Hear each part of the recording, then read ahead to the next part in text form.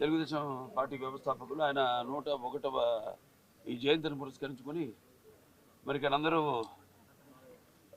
కుటుంబ సభ్యులైతేనేమి పార్టీ కార్యకర్తలు అందరూ కూడా ఆయనకి ఘన నివాళులు అర్పించడానికి ఎన్టీఆర్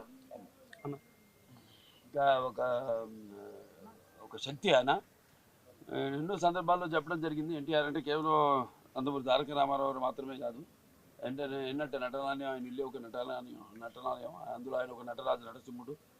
టీ అంటే తారామండలంలో తారక ధ్రువ తారకుడు, ఆర్ అంటే రాజర్షి రారాజు, రాజకీయ దురంధర యుగంధరుడు, రమణీయ రమ్య కమనీయ సౌమ్య గుణధాముడని. అలాగే ఆయన మొత్తం మొదటి నుంచి కూడా చూస్తే ఆయన ఈ జీవిత ప్రస్థానం ఒక మామూలు రైతు కుటుంబంలో పుట్టి, అలాగే ముందు అవకాశం వచ్చాడు కూడా కాదు అని ముందు చదువుకే ప్రాధాన్యత ఇచ్చి ఆయన చదువు పూర్తి చేసుకున్నాక మరి చలనచిత్ర ప్రవేశంలోకి అడుగు పెట్టడం జరిగింది. అదే ఇక ఆయన చలనచిత్ర రంగంలో ఆయన ప్రస్థానం గురించి వేరే చెప్పనవసరం లేదు. ఎన్టీఆర్ అంటే ఒక నటనకు నిర్వచనం, ఎన్టీఆర్ అంటే ఒక నవరసాలకు ఒక అలంకారం, ఎన్టీఆర్ అంటే నటనకు ఒక విశ్వవిద్యాలయం. తర్వాత ఆయన ఈ రాజకీయ రంగ చలనచిత్ర పరిశ్రమలో మకుటలేని మహారాజుగా ఉన్నప్పుడే ఆయన